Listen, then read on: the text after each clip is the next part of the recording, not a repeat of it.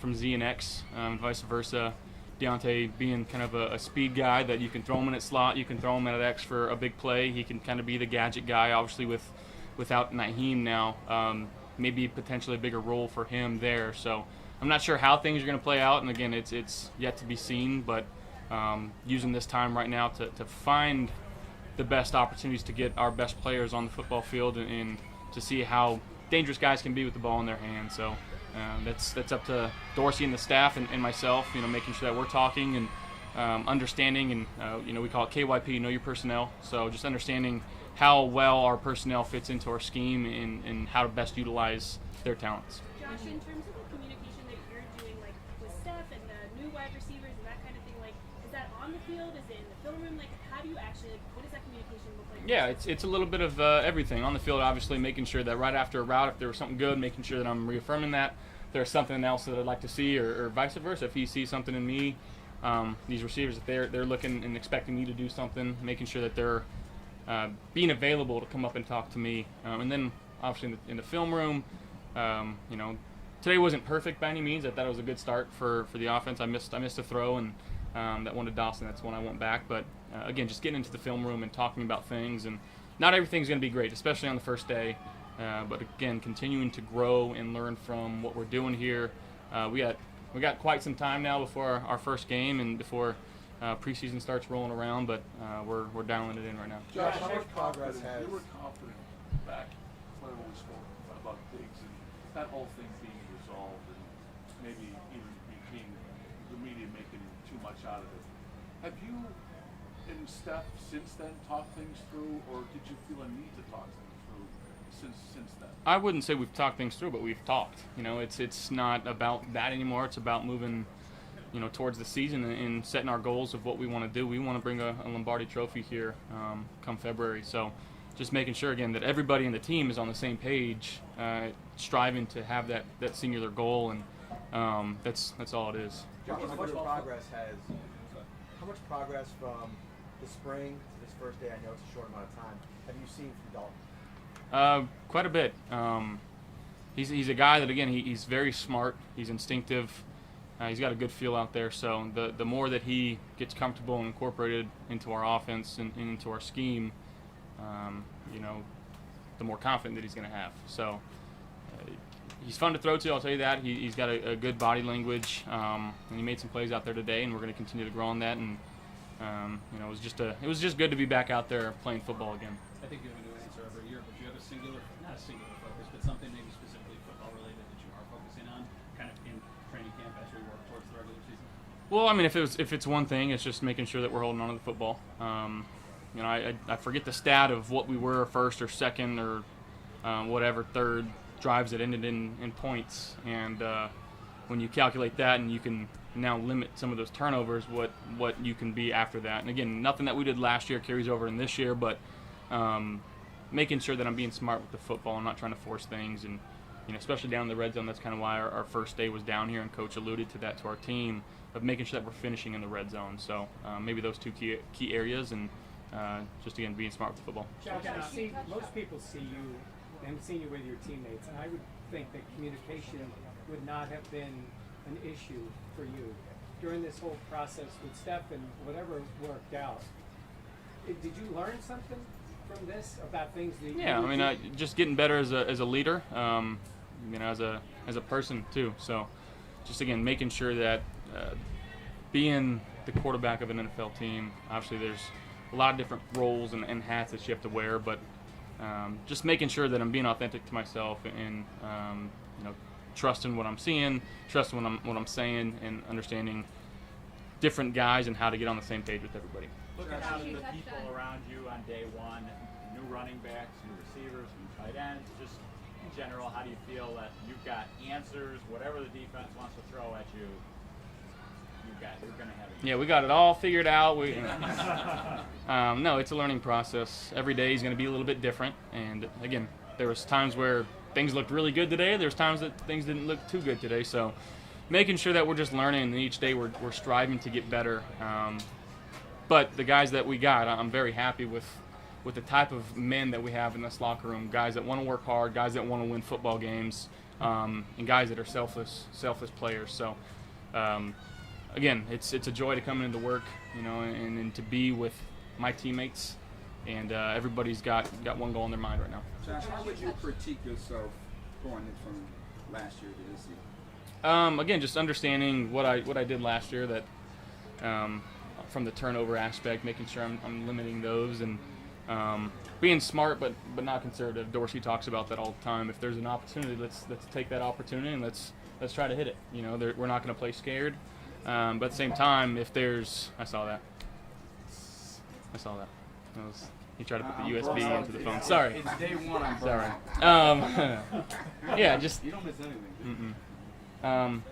Again, just trying to be the best teammate, best quarterback that I can be. And there was times in me last year I was trying to force too many things to happen instead of letting the game come to me. And that being said, still going out there and being me. What about the chatter of this team not being the big dogs in the AFC meeting? And we're just going to keep working hard. Josh, if Gabe Davis is able to stay right physically, what can he do for this offense? Yeah, Gabe, he's a very big piece to what we got here. He goes in there and he runs the deep routes, and he obviously doesn't get a huge volume of targets out of the last couple of years, but he still produced some really big numbers. And again, trying to maybe get some more easy ones for him and allow him to catch and run. But again, he's not afraid to go in there and take a safety on or take the edge, for the running game. And he's a selfless player that guys look to. And believe it or not, the way that he works is very inspiring, and guys see that, and it makes guys work harder. Josh, you mentioned Two more. earlier when this is an offense built around personnel without him this season. How do you guys kind of feel what you were expecting him to do this year? It sounded like it might have been a bigger role, so how do you make up for that? Yeah, again, it's sad news about him. Obviously, we wish he was out there. Fortunate piece of it, we do have time. It's not the day before a game or anything like that. So just, again, finding what's right for our players and how to get them in the best opportunities to help this team win football games. Josh, how have you seen last teams grow from his rookie year until now? Yeah, he's been in his playbook. I've been really impressed with how hard he's worked, especially given that piece. And rookie year, it's always tough coming in. It's a new league, so different than college, and he's handled it the right way. And I think having, his brother, who he is, being able to learn from him and talk through things with him. But he's a very focused individual right now, and it's very fun to see. And he's going to have some major opportunities for our offense this year. Hey guys. Thanks, Josh.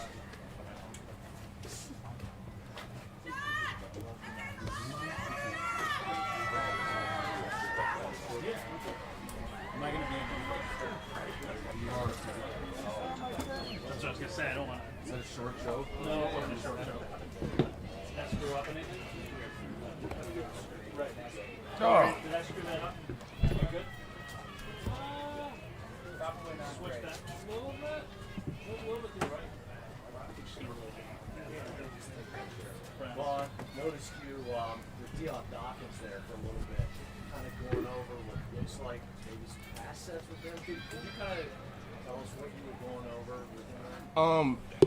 Yeah, I mean, I just love football, man, and it doesn't have to be position-specific stuff. I just love talking ball. I love, especially Deion, man. I've been working with Deion for a year now, so just talking about stuff. And that wasn't even about Deion. That was just about stuff that we were watching in practice, like things that are challenging, things that make certain things easier.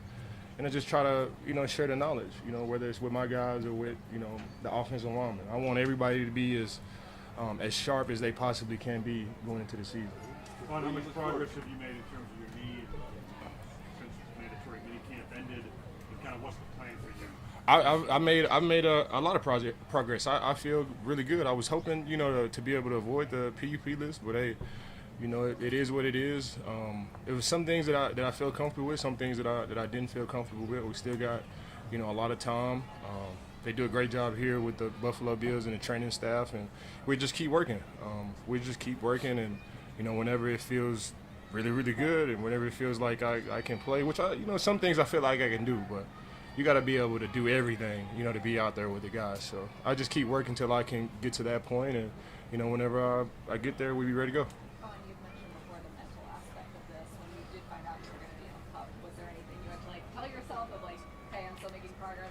didn't. Yeah. We we here with the Buffalo Bills, like we've been in tight communication about everything, whether that's Dr. Cooper in Dallas or Dr. Bassan here with the Buffalo Bills. The communication has been A1. It's been an A plus. So we were we talked about that possibility and being able to talk about things, just getting on the grass and putting on cleats and putting on the brace and running around and stuff. Like I made progress there, so I feel really, really good. It was the first practice, and we'll just keep chipping away at it till I feel 100%. I know it's tough to nail it down, Vaughn, but I had asked you at the end of mandatory minicamp, and you had said prior, shoot for week 1, no later than week 6. If anything changed in terms of that time frame in your Yeah, I got a good memory here, man. Yeah, I do, man. No, I mean I do too. I have a really good memory too. So yeah, that's still the plan. Like I was telling everybody else, I'm in a great spot mentally. Your body is gonna do what it's gonna do. If that's early, then I'll be happy about that. If it's later, then I'll be happy about that as well. I just want to get back on the field at a point where I'm super confident, where I feel really, really good, and where I can contribute to this team. It doesn't make any sense to just try to fight to just be out there just to prove a point. Like I want to be there when it matters. I want to be there, late in the season, big time playoff games, big time games in general. And every game during the season is a big game. So, I want to be there for my guys. I don't want to just try to prove a point. So I'm going to just keep chipping away at it, and whenever I feel comfortable, whenever you see me out there, it's time to go. I feel really, really good. What does Malcolm Floyd bring to the team? Leonard? Or Leonard Floyd. Yeah. Flo, man, he is a great player, man. I played with him in LA. He is a really good pass rusher. He's really, really good in the run as well. But for me, what stands out is just his extra effort after the play. Like, he can have a really good pass rush, and these are things that I wanted to put in my game. He can have a really good pass rush, almost get the quarterback, and then chase down that 5-yard out by the receiver and end up on that tackle. Like, he has that crazy man effort, and it's very, very admiring to sit and watch. Anything different you saw? Ladies. With Leonard, since when you got in LA, he was already there. Now it's roles are reversed. Is there anything that you notice of him acclimating to a new team that you can help him with from your experience of seeing what he was like on that side? Yeah, I communicate everything to him. Even before he got here, when I was talking to him about coming here, like, if you love football, this is the place for you. He really loves football. We have a really good defensive line coach. Coach McDermott is our DC. He's doing a great job in there. Like, get A-pluses all over the board. Is just on you now. And I think he really enjoys that position that he's in. He just goes out there and does what he does, man, and he looks really, really good out there. And I'm excited for him. He's going to be able to do a lot of great things for the Buffalo Bills this year. Ron, I know it's only the first day, Ron, but what have you noticed out of Greg Rousseau and AJ Espinoza that you didn't see, last year coming in? I think they're just picking up from where they ended last season. They made strides all through last season. Greg Rousseau had 9.5 sacks, 8.5 sacks last season, and he's just picking up right where he left off. He looks bigger, stronger, more in shape. He does everything the right way, whether that's the training room, whether that's the weight room, whether that's in the film room. He does everything A plus. So it's only a matter of time before he makes that jump. AJ is the same way. He's picking up right where he left off. He looks amazing out there. His get off, especially here on day one, looked amazing. Not really working moves or anything like that, but these guys look amazing, man, and I'm really excited for all three of those guys, whether that's Greg, AJ, or Floyd. And Boogie Basham looks great as well, man. We got a great room in there with a lot of competition, man, and I'm looking forward to it. Same kind of question, but at middle linebacker. You don't really see a team like this, Vaughn, that has Super Bowl aspirations to have a middle linebacker opening. What's it like watching those guys kind of vie for that position? It's open? Who? What? The middle linebacker spot open? I thought there was a T-Dot in there. I don't know. Y'all know more than me, man. I don't. Yeah, I know. We're being told it's an open competition. Yeah, I know. So when you see like Terrell, Dorian, and Trevin Howard, yeah. Tyrell, like to see that happening in the middle of a defense for a team that's got all the veterans like you guys have as good as you are. What's that? What? Like, We got Matt Milano. Matt Milano, he played? He don't play middle. Well, right? He plays. Oh yeah. I know football, but I guess I don't know it that well, man. Yeah, I mean, those guys, they compete, whether that's Matt Milano, whether that's Trevin Howard, T-Dot, We got a great rookie that's in there too, man. The competition is always good, man. And you know, starting the day off at training camp, I think T-Dot was out there today with Matt Milano, man. They look well, so you know, great competition, especially you know inside. The leaders of the defense is always good, man. I'm excited to see what they do with it. What are your I know it's first only one impressions prep. of Sean McDermott, defensive coordinator and head coach? It really feels the same. It really feels the same, to be honest. Like he was in the locker room at times. I mean, he was in the defensive meeting room at times last year, and it feels the same. It doesn't feel like we got a new coach or the head coach is in here coaching the defensive line. It just feels like Coach McDermott is in there with us. He's very, very knowledgeable on the defense, and not only that, he knows how to influence guys. He knows how to whether push or pull guys in the right direction. He just has this energy about him that you just want to go out there and you know, play your heart out for him. So, you know, Coach McDermott is a great head coach, and he'll be a great defensive coordinator for us as well. How challenging, but along those lines, because you played for Sean McVay, who wore that offensive hat as well, and it pulls a coach in different directions. We talked about that with him earlier, Sean earlier. Your observation on that, on handling the extra load for a head coach? Yeah, I mean, these guys are pros, man. Like, these guys are pros. I think Coach McDermott has been doing this for 50 years, and I'm exaggerating. But, you know, it's not that. I don't think it's a challenge for him. I mean, when you know ball, man, and not only that, when you know how to influence men, you know, when you coach the man and then the player will learn. And Coach McDermott is great at that. He's great at, you know, proving points, either pulling guys in the right direction or pushing guys in the right direction. He's in a great spot. He does that well. And he's been doing that a long time, whether that's head coach or DC with the Carolina Panthers or wherever he's been. He's done a great job wherever he's went. Vaughn, when it comes to DeMarcus Ware going into the Hall of Fame, he spoke highly of you, just saying that he saw something, a younger version of him, and maybe sparked a bit of a rebirth in him during those last few seasons in Denver. What do you make of who he is and what, you know, him going to the Hall? Man, Coach, I mean, DeMarcus Ware is a Hall of Fame man. He's a Hall of Fame human being, and I think that just bled into his career. He's a Hall of Fame dad. Like, he does everything with passion. He puts his all into everything, whether it's coaching guys, whether it's coming to my pastor summit and teaching guys there, whether that's with his children, whether it's pulling guys to the side and just trying to show them moves or whatever it may be, or talking finances or talking vacations. Like, he really puts his all into everything. And it's a true blessing to really get to know DeMarcus, and it's a blessing for me to be able to call him brother. Like, known him for a very long time. Going into a Hall of Fame is fitting. He was a hell of a player with the Dallas Cowboys. He was a hell of a player with the Denver Broncos. We won a Super Bowl together, and yeah, man, I'm excited for DeMarcus, man. It's fitting, and yeah, I mean, just thinking back on it and reminiscing, man, he's a hell of a guy, man, and you know, I'm looking forward to seeing him go into the Hall of Fame, man. I've been there for Champ Bailey and was there for Peyton Manning, and you know, I think this one hit a little bit harder, seeing, you know, my brother, you know, going to the Hall of Fame as well this year. So I'm happy for him. I'm happy for his family. And it's a blessing for me to be able to witness that and be, you know, a part of that. And it's a blessing for DeMarcus to you know, finally go in, man. I love DeMarcus, and you know, it's dope that he's going into the Hall of Fame. Are you gonna go? Yeah. What? Yes. Yeah. Yvonne, what's it like to see the journey of Shane Ray, seeing him as a rookie, what he's been through the last few years, and now to be out there again with him? Man, it's great, man. I've been knowing Shane for 8 years now. You know, we've been all over the world together. We've been on vacations. We played in Denver Broncos together. We won a Super Bowl together. We've always stayed in contact during 2020, during like the COVID year. Like, we worked out in San Francisco together. We've gotten tattoos together. We've done it all. Like, I don't think blood can make us, you know, any closer. Like, that's my true brother. I've seen him grow up. You know, even coming here, it's like all the things that he learned from being on the Denver Broncos, like, he's just picking up from where he left off there. You know, he's great on the football field. He's very, very knowledgeable now. He's played in Canada. He's played in the league.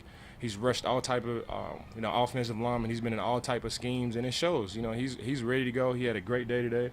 And I'm excited for Shane. I call him when I wake up in the morning. Like, his dorm is just upstairs, like over to the right. And I call him in the morning, like just like my little brother, man. I call him, man. I ask him, is he ready to go, man? And it's a special bond that we have, man. I'm excited to see what he does with his opportunity here at the Buffalo Bills. Are you calling him on the phone, or are you just Yeah, calling FaceTime him. hallway? No, I just FaceTime him. I just FaceTime him, and I think I can hear it ring when I call him. Like, but it's super early. Like it's like 6:50, 7 o'clock in the morning. I just want to show him like that I'm excited for him. And I'm super excited for him, so I know he's excited for himself. And he came out here and he had a great day, man. He just continue to stack those days, man, and he'll be great for us. From where he came from, high level pick, to now trying to work his way back in the league, you seen any changes from him, mentality? Yeah, he's older. You got a kid now. Like he's a grown man now. I think priorities change once you've been out and now you're back in.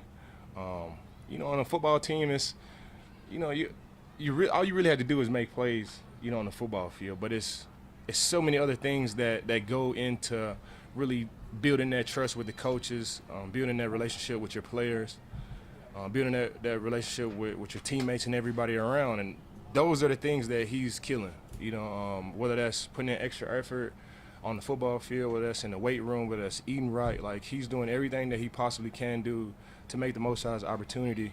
And, before, like, you're a first-round pick, you come in, you just expect things to just be there. And I think, having that taken away and now he has a new lease on things, like, he's really taking advantage of everything. He's early. He's out to practice early. He's doing everything the right way, man. And, I'm excited for him, and I'm proud of him, man, and I'm excited to see what he does. How about Boogie Basham?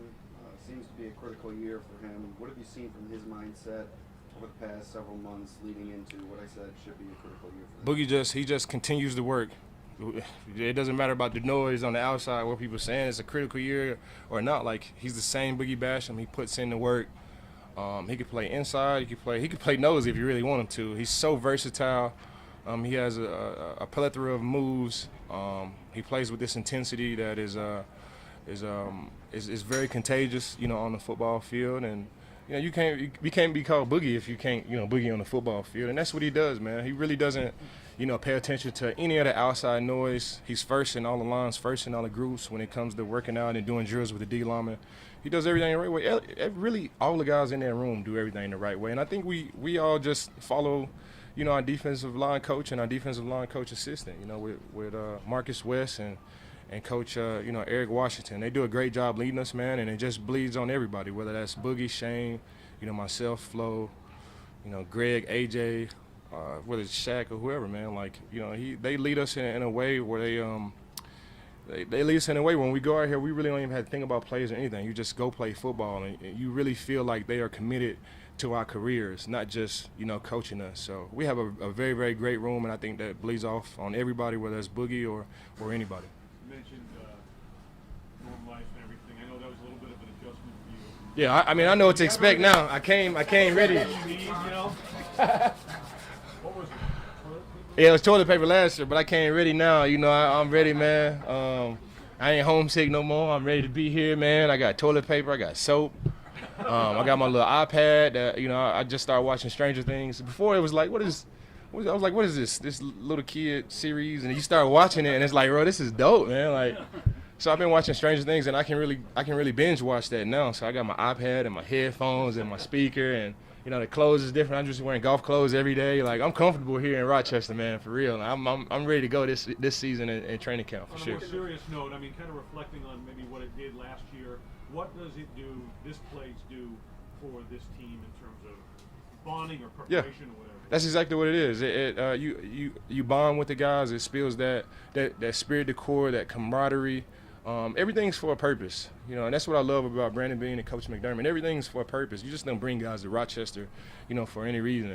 They bring us here so we can bond, so we can become a tight-knit group. And those are the things that you need during the season through the ups and the downs. And I think that showed last year. After we lost that Miami game, like, everybody was still tight and ready to go. Of course it was disappointing to lose it, but I think, the work that we put in here in Rochester, from hanging out to just chilling in the common areas there at the cafeteria, it really helped out during the season. So, I love it here. Like I said, I'm ready to go. I got my toilet paper, my wipes, got my iPad, bed's nice. Got my little queen size bed in there with with my, what is it, the pillow top on there, man. Like, yeah, I didn't know if I was in Rochester. I didn't know if I was here at the dorm or I was at the Four Seasons, man. I was feeling good, man, for sure. I don't have any complaints on my dorm room, man. I'm loving Rochester. I know what to expect this year, and I'm loving it here. Thank you, Rochester. I appreciate you guys, man. It's been good. It's been good. You can tell fans to send the mattress packs to that dorm.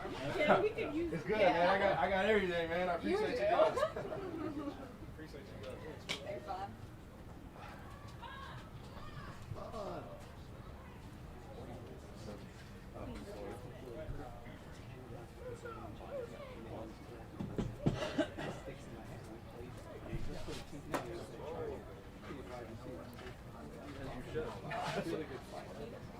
As you should. I don't know. I know. Yeah. Yeah. And then he said, That's something you can but tell they're them. finally going to get a big one.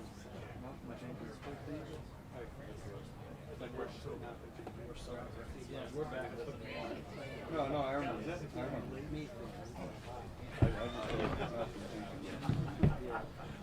Afternoon. Hello, how are you? Oh.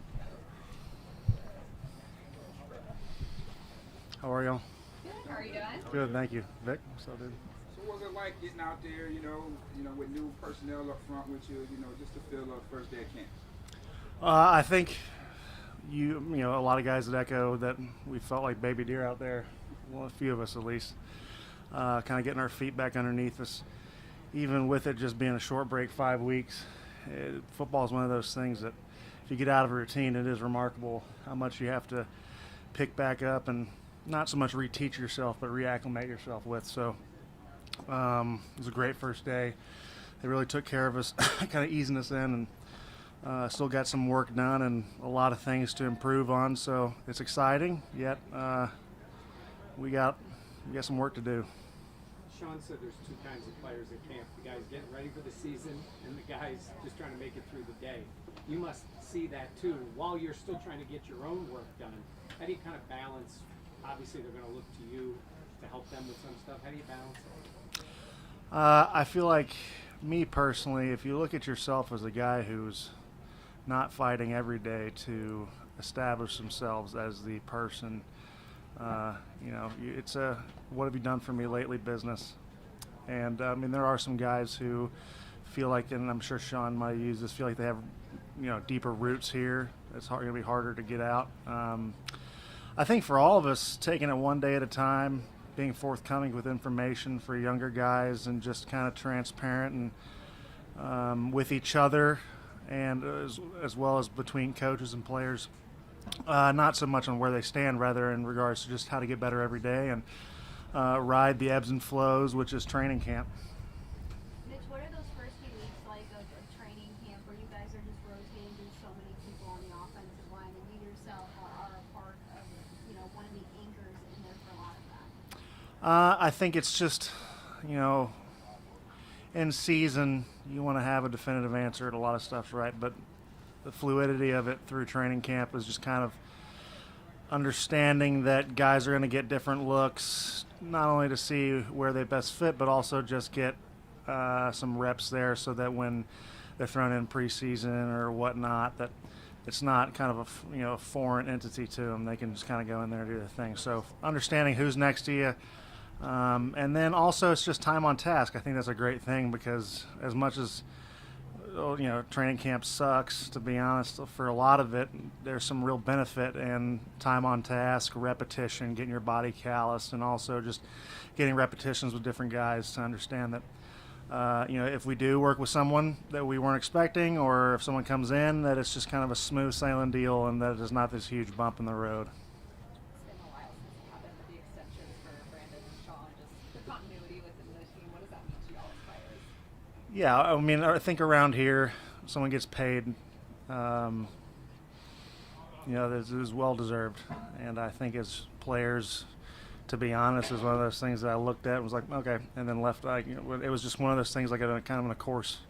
Yeah, that makes sense, and then roll off with my day. It took about 5 seconds of my life to think about it. But I think that's a testament to the fact that that's not some big shock, right? That these guys have our the Buffalo Bills, and talk about deep roots. These guys have them here, and they deserve it.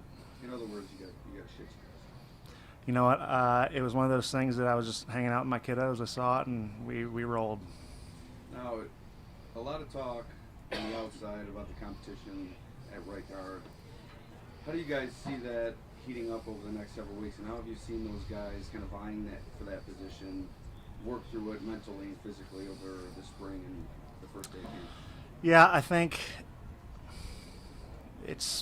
it'll play itself out these next few weeks. Right now, I wouldn't put too much into who's playing where. It's really just guys getting repetitions, right? Like trial by fire, especially for a young guy, is the greatest way to grow in this game. Even for vets, competition breeds better football players. And so right now we're just trying to get guys in competitive environments so that they can put their best foot forward, so that when those opportunities present themselves to establish themselves as, that's one of those starting fives, that it's kind of a clear and concise thing rather than some up for grabs deal that doesn't make sense to anyone. On the other side, what do you see in Connor McGovern, and what do you think about he's a veteran, so developing chemistry with him? Yeah, I think Connor is a very talented football player, one that was brought in because not only can he physically do the job, but also he's very adaptable mentally, understanding that this is a very different scheme from him from Dallas. He was very forthcoming with that, but he hasn't hindered him in his learning or his ability to make these kind of amendments to his game. He's been able to really kind of go with the flow. We're all learning how to work with each other, but he has done such a good job of kind of taking what the coaches have said, compounding it, condensing it to how it just resonates with his job, and going from there. Mitch, what do you think the improvements that this team need to make offensively?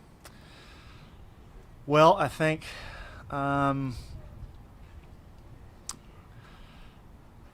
communication is one of those things that is always something that you can continue to grow on, no matter how long you've been in the game with someone or been working with someone. I think when you also look at not so much the running the ball more, but people have, they've been.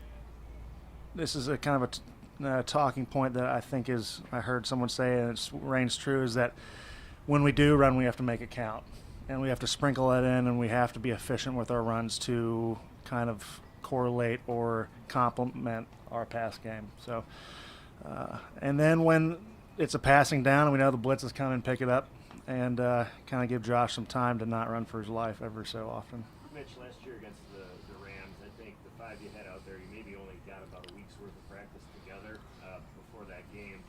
You talked about identifying those 5. How important is it to try to do that as soon as possible so you can get as much work together as possible?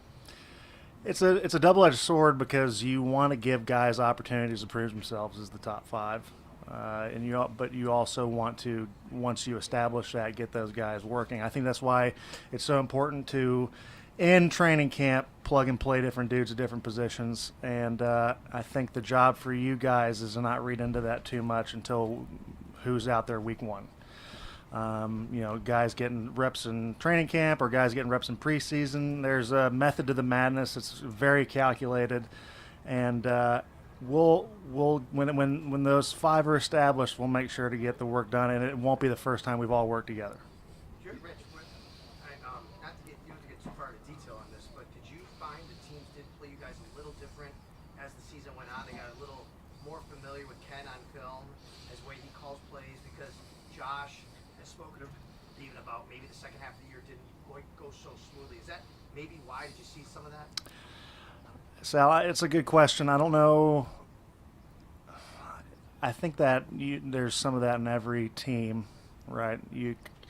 Tendencies, such a big thing is breaking those tendencies, and also adjusting your game plan and seeing what's been working well for certain teams. When you play teams later in the season, you have kind of an understanding of their identity. That being said, I think we did a good job of finding those tendency breakers and trying to stick with those. At the same time, Could we have done some stuff differently? Yes. I think in the offensive line room we could have just doubled down on our technique and protected better at times. As simple as that. I'm not going to point the fingers except ourselves. You mentioned communication is something you need to improve offensively with so many members of the offense being together for so long. Is that maybe a higher level of concern this year, communication, or are you mentioning that just as something that's a concern every year? It's a concern every year. Good question. I think it's something that evolves every year. Whether it just be changes and little nuances in the offense or just kind of self-scouting, not in the professional sense through the team, but through yourselves and kind of not mitigating, but kind of working that between players and understanding like this is something that I can do to kind of abbreviate the time or to, trying to get something going. So it's an ever-evolving thing that you have to fix every year. There's your cue. There, Diggs? Oh, yeah. Get out of here, Val. Thank you all. Yeah, you bet.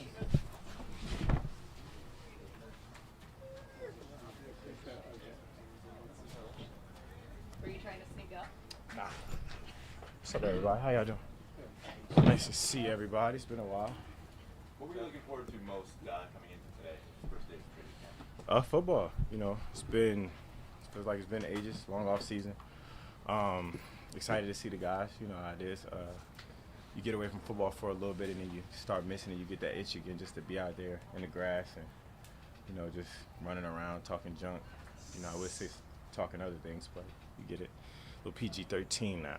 You mentioned a long off season. Did it feel a little bit longer this season with the way the last season ended? Yeah. All kind of the drama that was out there in the media and everything. What did you feel that the off season went a little bit longer than typically? No, it was short. No, it was a usual distance. I feel like I enjoyed my time, but it wasn't long at all. It was the same distance it's been since I've been in the league for the past 8 years, 9 years now. So I was just excited to get back. I feel like football takes its toll on you throughout the year, but once it's done, it's like, damn, I miss it. So no, that was the same distance. You weren't afraid to express. To show some of the frustrations. There was, or whether it was leaving the locker room after the game, and so that seemed to carry some kind of a narrative. I'm just wondering, and let the people in with some interesting tweets that you sent out, cryptic tweets. It let the people question cryptic. It's a great word. It led to people questioning what your thoughts were about your role here, and then and it just fueled up after what happened. Can you go into any kind of detail on what your thoughts were during that offseason, in which you showed your frustration, and you did have some cryptic tweets? Ask me your exact question. Because you're kind of going all over the place. I feel like you're trying to not ask a question, but just ask a question, please. Thank you. Yeah. All right. Oh, thank you. Well, obviously. Shit. Well, Coach had came up and he said that he misspoke. Like, I don't know if anybody has a family here. Everybody has family issues. Everybody has family problems in the house. Like, I was here. I did have a conversation with Coach, and I like to keep things in-house. You know what I'm saying? Like, as a player in this, I've been in the league. I'm going on my 9th year right now. You know what I'm saying? I got more football behind me than I do in front of me. My main focus and my only focus is winning. Super Bowls is everybody say they want a Super Bowl, but we've had legitimate chances at this thing. Like, we've had the team, we've had the coaches, we've had everything that we needed. And as far as us not getting over the hump, I feel like it's always asked for a cause for a conversation. You know what I'm saying? And I always wanted to have a conversation. And we have an open door policy. Coach will tell you he has an open door policy.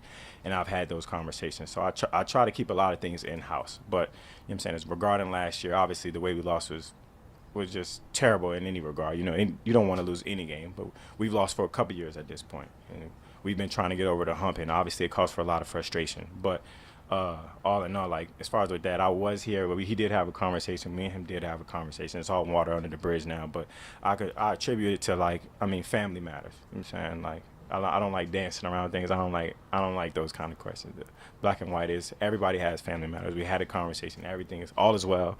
Water under the bridge. Now we back at work, and I look at football. It's kind of hard. It's a business at the end of the day, but when you go out there and you fight tooth and nail. You put a lot of sweat equity into this thing. It starts to feel like a family. So for me, I kind of keep everything in the house. You know what I'm saying? But at the end of the day, we had those conversations. Everything that needed to be said was said, and we talked it out as men, everybody involved. Josh, you didn't talk about league-to-league issues from last year. Yeah. Where is your headspace at on that? I don't know if you get too many more questions because you're a little. Well, no. He talked questions about aren't as. I'm there- kidding. I'm no, only kidding. I'm yeah. only kidding. Go ahead. No, he talked about lingering issues, frustrations from last year, whether it's your role in the offense or having more say in the offense. Are you? Yeah, that is insane. Like for me, like even. Josh said that. Yeah, but I'm just saying, like, for me to just want more say in the offense is crazy because I play receiver. You know what I'm saying? Like, I don't care what play is called. You know what I'm saying? I can't get up here and say, call this. Like, it's a lot of outlandish, obvious things where people were throwing out there or people were saying, like, as far as, like my role, like, I've been a captain on this team for 3 years. There's no question about my role and who I am as a player, how hard I work. Like, those things never had question marks. And you can't say the same thing for a lot of people in the league. Like, as a player, who I am and what I am has always been represented. And what I do on a consistent basis, how hard I work, you can see it.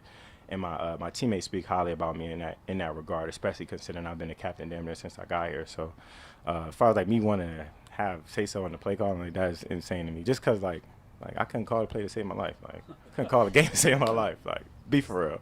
Steph, are you and Josh good?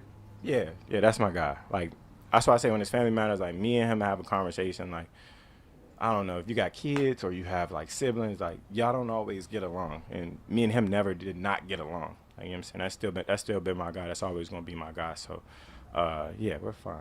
Stephon, why did it seem to take until minicamp for those conversations to be had and all this get hashed out? You know, that's so long off season that he was talking about earlier. So, I mean, I feel like it's a lot of time. And I mean, what do people do with out of time? Out of time gives you a lot of time to think about things, and you know, regarding at the end of the game or how things happen with the game, you can kind of like start mustering up like however you feel about it from your point of view or from your standpoint. And that's what it's made for. The off season is made for people to talk, and it's not a lot of football going on, so let's talk about things that's going on outside of football or how the season ended or this. So for me, I just feel like you know, it's such a long off season, so it took a little while. Steph, how does this team take the next step?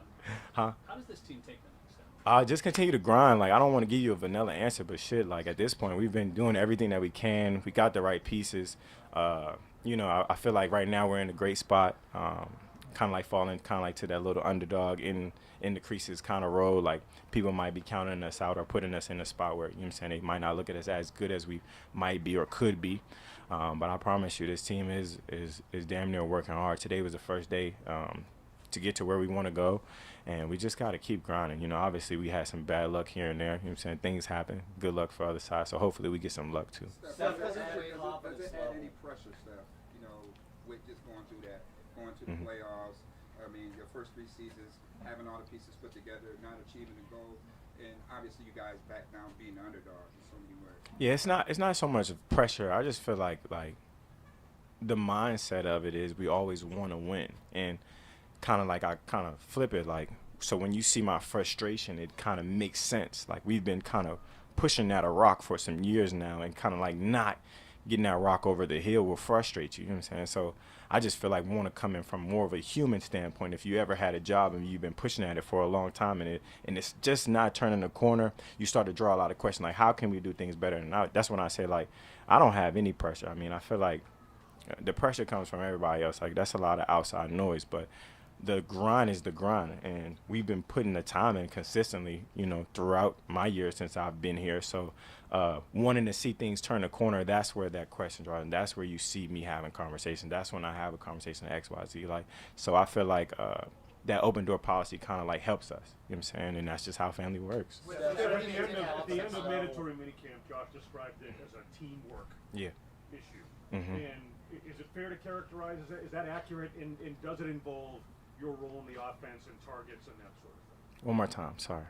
Does Teamwork. It involve he used the word teamwork to describe it. I mean, did your frustrations, whatever you talked about, involve your role in the offense specifically, and the number of targets? No, it's not necessarily because I've been north of 100 targets through since my years getting here. If you look at the numbers, I've been north of 100, I think, every year since I've got here. So it's not about targets. It wasn't when I say teamwork, I guess when he attributed to teamwork, I guess it would be like as we're out there trying to make things shake, getting on the same page consistently, in those pivotal moments, in those moments where we're trying to, make things happen. You know what I'm saying? Because, last year we had like a real feast or famine kind of like time when we spent in the red zone, like where we weren't clicking on all centers. Like we would have an amazing touchdown and then we'll have like a miscue. And I take a lot of credit for that, just as far as like, what could I do better? How much more time could I be putting in? So that's why I think in my regard, he's talking about like teamwork. Like I could be a lot better for him because I know like I always say I can't imagine how hard it is to be the quarterback.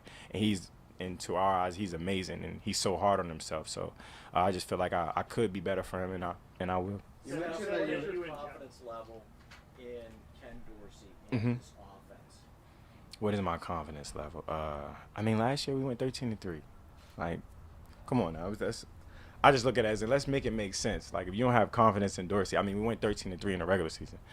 And that's not easy to do for a first-year OC. He had a little bit of talent here at the quarterback position and some help. But 13-3 isn't hard, especially coming from the offense that we had previously with Dayball and everything. He had a lot of success with us. So my confidence level is high. I just feel like those couple games that we did lose, we lost by like one or two miscues. You know what I'm saying? So for a first-time OC, and I feel like he does everything that he can to put us in a position to win. And I love him. As far as like you seen him a little bit last year get a little wild in the booth, and from that standpoint, I feel like I love it. I feel like going into the second year, I hope it happens again. Steph, because of the way everything happened, I think there was also some people question if you wanted to be a Buffalo Bill going forward. Is that also outlandish or?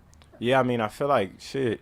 The year before that, I told you I wanted to retire a Buffalo Bill, and it's more interesting to see how people run with a story, you know what I'm saying? And it's kind of unfortunate a little bit in my eyes because, like, damn, like, you know what I'm saying? I had the utmost love and appreciation for everybody involved, but you kind of start seeing people's true colors when, like, they might hear something or, like, I might not clarify. But I don't speak on anything I don't want to speak on. I feel like at the end of the day, I'm entitled to speak on what I want to. I'm an adult, you know what I'm saying? Like, even like with my kids, like I feel like, at one point you'll say I don't have to explain myself, you know what I'm saying? But for the people that support me and the people that love me, I'm always have the utmost appreciation for. But, kind of like in the smear campaign, it's never winning with me. You know what I'm saying? You still want to retire a Buffalo Bill? 100%, sir. If that's, sorry, I didn't answer your question. Yeah. Yeah, there we go. I got you. Steph, what are your thoughts on Dalton Kincaid and the expectations of Gabe Davis ascending? Yeah. From what I've seen from the young kid, he's pretty good. It's pretty good. I don't know. I can't say much else. I only seen him one practice so far, but I heard great things. As I'm around him, I feel like he has some good energy to him. He's real cool, real mellow, and he's real fluid in the way he runs. So I like him. I like the way he's playing so far, but I can't say much. But Gabe Davis, I feel like Gabe Davis will have a breakout year. I feel like he had got nicked up a little early last year, but I think this year is going to have an amazing year. You know what I'm saying? He's damn near wide receiver one in my eyes. I feel like if I wasn't here, Gabe Davis would be your wide receiver one, and it's something that I can hang my hat on when I say that. He's an extremely hard worker. He's a hell of a player. He's a blessing to be around. If you ever spend some time with him, you'll know. And I'm looking forward to this season from Gabe Davis. Steph, you mentioned earlier being on the same page with Josh. Do you feel like you're on the same page with Sean right now as well? Yeah, 100%. I also feel like I'm not a corner or a DB. It's not like I gotta, like kind of get some play calls from him. But from a standpoint of a head coach, I have the utmost respect for him. You know what I'm saying? He's a guy that you can always have an open door policy where you can have a conversation with as a man more importantly than just football. So, I feel like we're on the same page and moving forward. That's why I said, like, it's all water under the bridge. Like, I know y'all haven't spent too much time with me this offseason, and I missed you guys too, but, you know what I'm saying? You know what I'm saying? But all is well in the Mafia household. Obviously made the most of that offseason. Your camp, France, everything. Yeah. If you want us to all come to France next year, we can. Y'all can hang out, man. That'd be great. But what if that was most refreshing? Like, what if that maybe helped you reset for a season and you know how much of a grind it is as soon as you get back here? Yeah, just spending that time away. It's crazy because as much as I spend the time away, I fly my trainer out there, so I still train. So in the back of my mind, I get up in the morning, got to get the grind in. But after the grind is over, you know, the world's your playground, I guess. But for me, it's like this damn, like, people kind of saw me over there, and they kind of, I guess, they would start questioning my work ethic and my love for the game and if I wanted to do it. And I was like this damn, like, y'all see me for damn near a decade, you know what I'm saying, dedicate my life to football. And I haven't stopped. You know what I'm saying? I won't stop. I've been the same guy. I'm going to stay the same guy. And I just, you know what I'm saying, the consistency level of it, you know. But I am getting older. And when I say that, I got more football behind me than I do in front of me. So as I mature and I become an adult, I kind of got to shift my focus a little bit at times, you know what I'm saying, but all while still grinding, keeping the main thing the main thing. Josh has talked about that. Josh has talked about the window. Mm-hmm. That he feels that whatever the new focus and determination that he has, that, Yeah. that the window is open. Yeah. But it closes It pretty gets a little quick. tight now. It gets a little tight. Yeah. So I mean, do you feel that urgency too? Is that maybe Yeah. where some of it comes from in you that leads to situations? 100%. I also was on a team that had a window just like that. You know what I'm saying? Like when I was in Minnesota, we had a real window. You know, we had #1 defense. We had a good offense, a good offensive scheme as well, great coaches.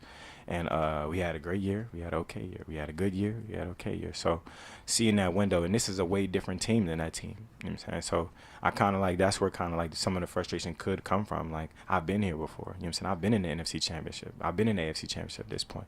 Obviously, I want to take those next step and get in there. It's one thing. If I could just follow up with one thing. I got because you. You mentioned the way people run with a story or whatever. Yeah. One of the narratives that came up were like, oh, here we go. Yeah. This happened in Minnesota. Yeah.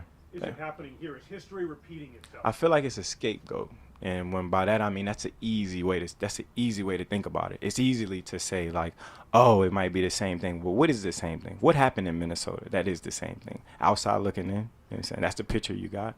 As far as like what happened there, like nobody really had no story. I never spoke on that either. You know what I'm saying? Like, it's easy to use that in this day and age of football or this time zone. This is not the 80s and the 70s. We live in a very, very different time zone of, you know, not only people speaking up or having opinions or having wherewithal of what they want from their lives. You know what I'm saying? And I feel like I'm human.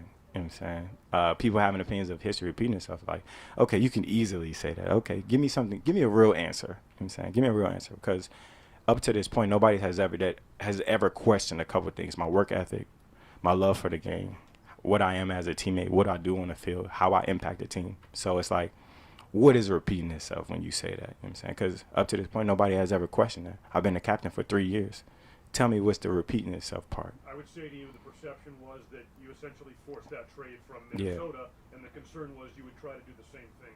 Yeah, so we're all left with decisions. When you say somebody forced their way out there, like, you kind of still got a decision to make on whether you do it or not. And then, like, I'm contractually in agreements with people, so you don't really have a say-so on what happens and what doesn't happen. You know what I'm saying? So I feel like there is no power shift on that. Teams don't ever have to make a decision.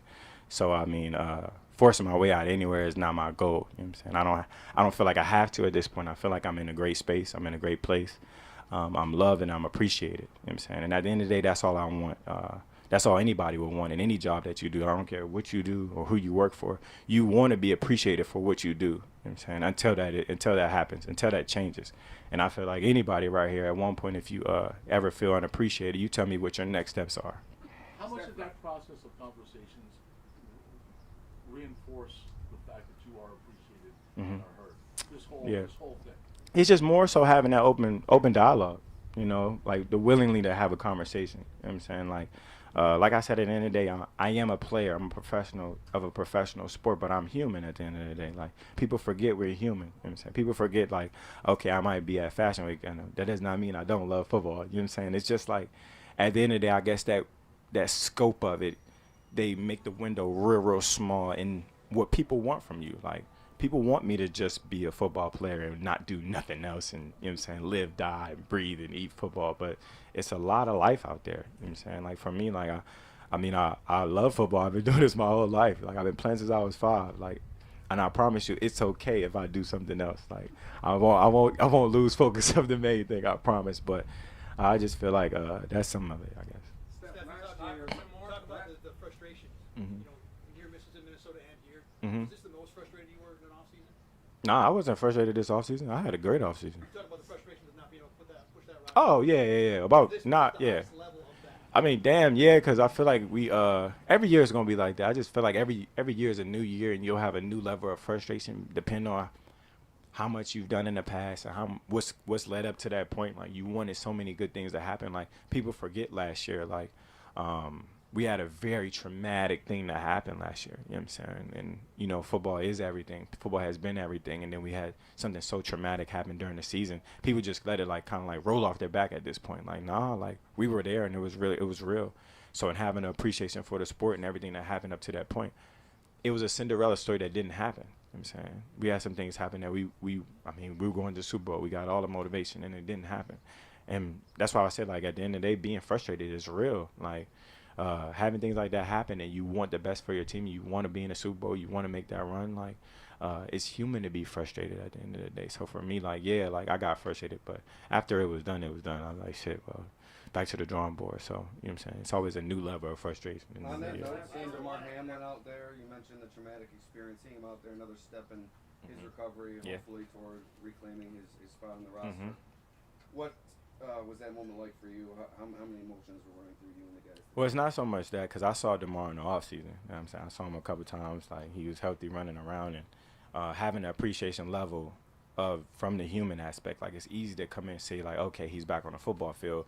But to just see him every day living, breathing, laughing, and having a good time is really where you have your eye opening. Like, damn, look at that. God's good. So it's not so much on the football end. Like, I'm more so considering or appreciating the person. You know what I'm saying? And you, like I said, people lose sight of that. You know what I'm saying? Like, when you bring up football, it's like, this damn, nah, he had like a charity game. He came to my basketball game. Like, he was out there running around hooping. So when I saw him, that type of stuff brings more smiles to my face. But I'll have like a little extra smile if he gets back to doing what he loves to do at a very high level. Of course, I'm going to be one of the main people cheering for him. But from the human standpoint, I'm just happy the guy's alive. How cool was it to see your brother get paid? Oh, man, Honey Bun Club. I'm not going to say it, but he could buy me something. Y'all have a good one.